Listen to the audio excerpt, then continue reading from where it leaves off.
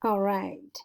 So today we're going to give an overview of IT innovation and informatics. I'm probably not going to go very detailed, but just give you some idea about the emerging technology in the field.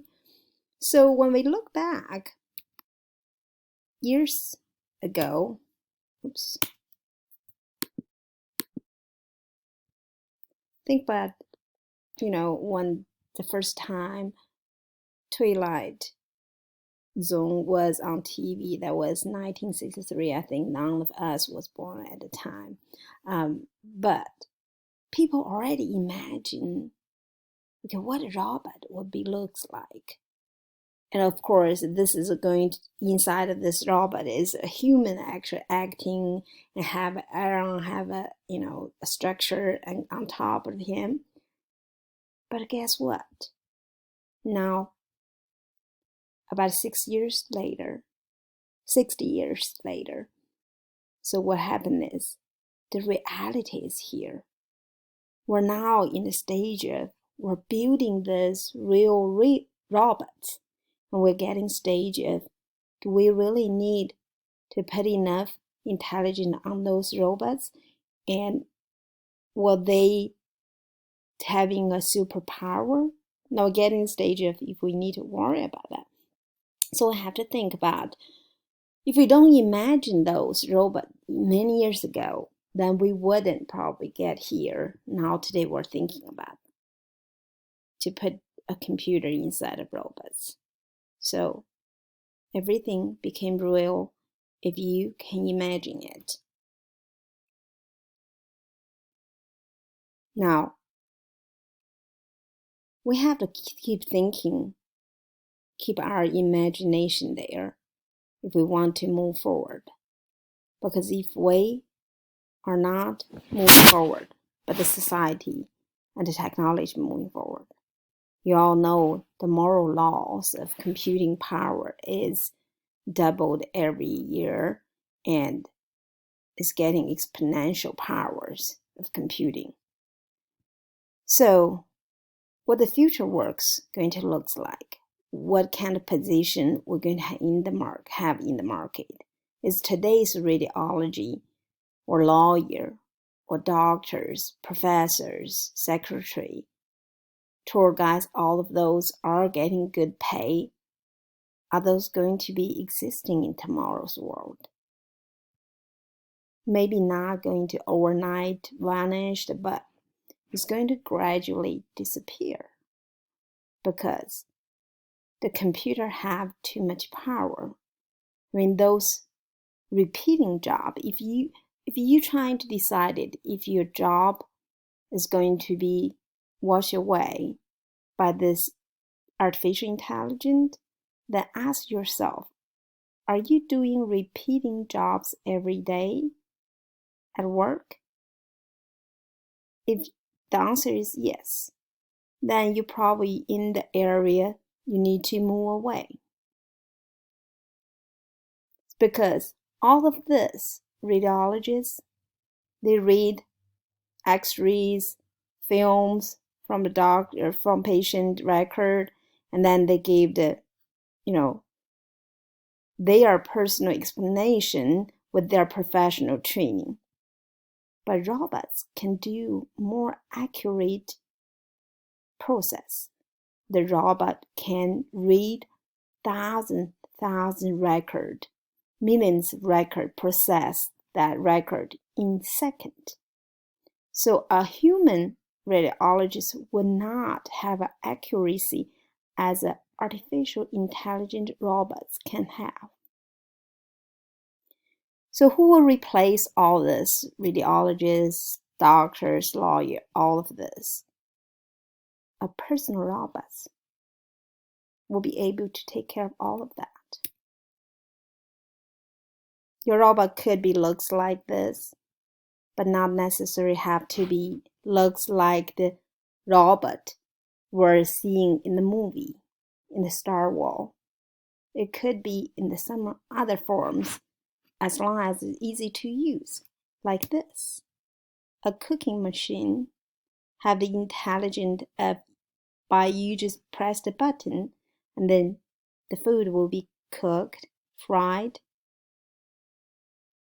So tomorrow's learning environment also going to be changed.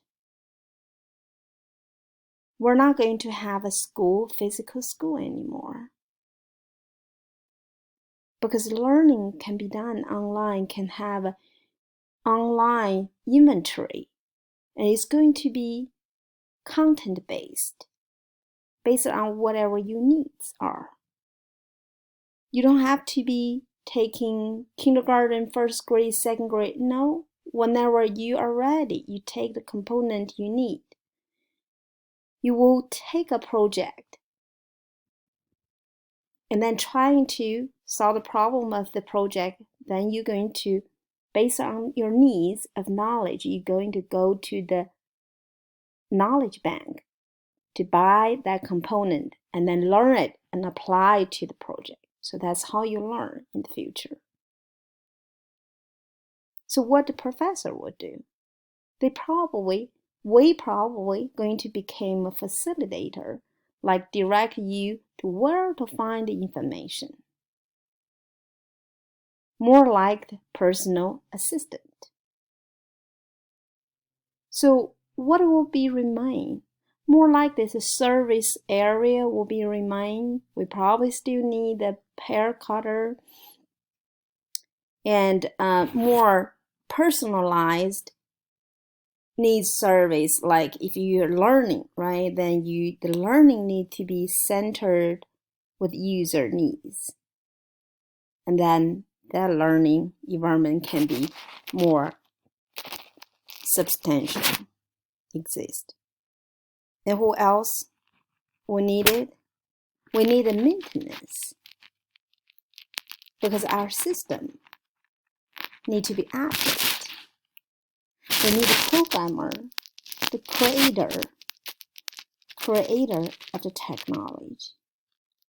We need somebody also like and be able to update consistently with the system.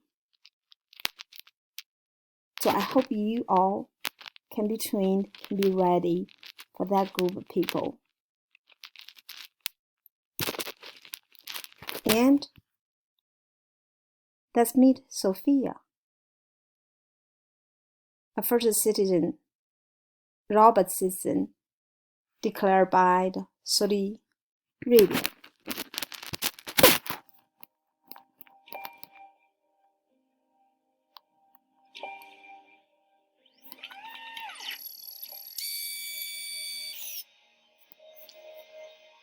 Okay, Sophia, I think you're ready.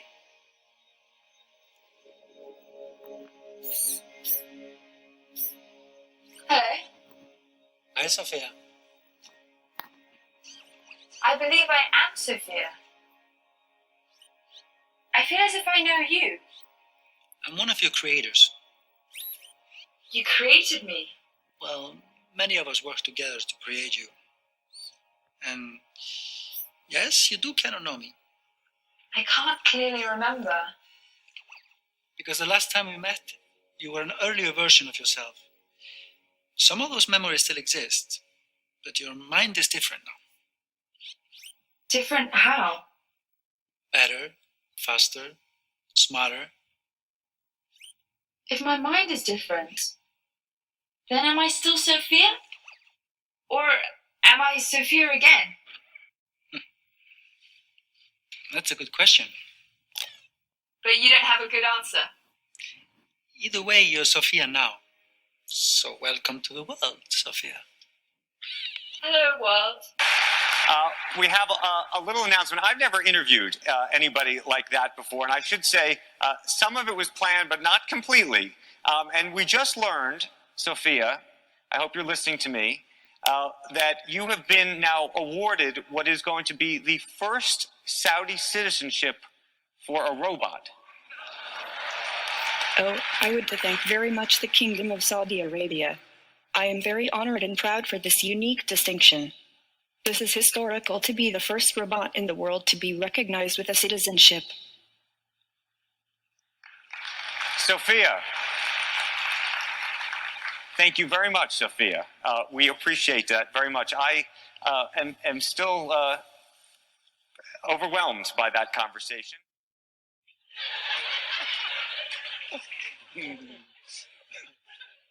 Hi, Sophia. Hello, Jimmy.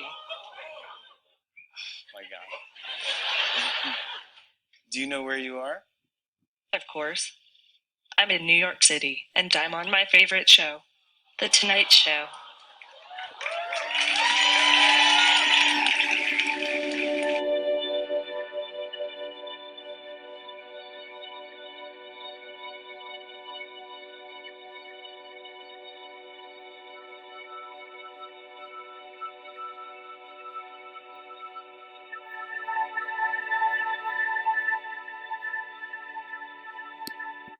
Okay, I'll let the Sophia pause here. We'll continue the so this is like a human look robot, and she learns human behavior and processing a lot of language and trying to learn how to speak human language, having an even conversation. It's a very successful example. I think she's resettled in the Crazy Melon lab right now, I believe. So let's move on.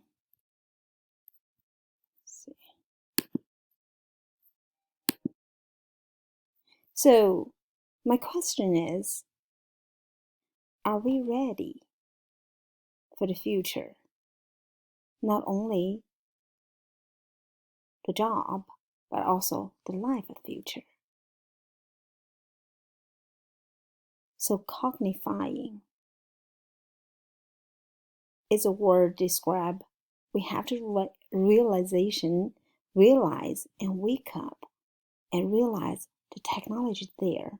Even you don't want to be part of it, you have to be part of it. So I give you an example about every day we get a computer asking you if you want to update the computer, some component or the system need to update. If you don't, then after a while your computer cannot working anymore, or the new version of the software is not going to support your computer anymore. So to be able to part of the wave, and then you have to realize you're part of it, you have to keep on top of it. And also make sure fully utilize your potential of your imagination. So we're imagining the future in 20, 30 years. Here is another example of the interactive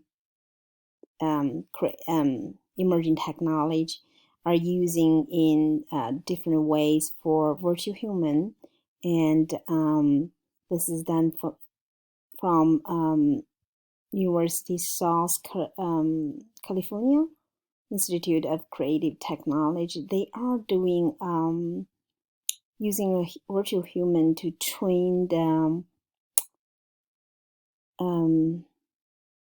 the soldiers who coming back from the war, and they training the soldiers before they go into the war, and this is a real world impact, how they doing training, how they do the interview with the counselor, virtual counselor. Go to the next page.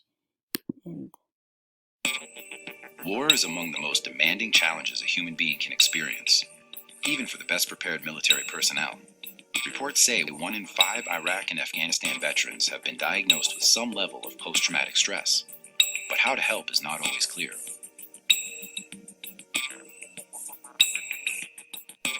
BraveMind is a form of virtual reality exposure therapy that combines video game-based simulations with one of the most widely used evidence-based therapies. The patient can handle, been shown to produce a meaningful reduction in effective emotional coping skills.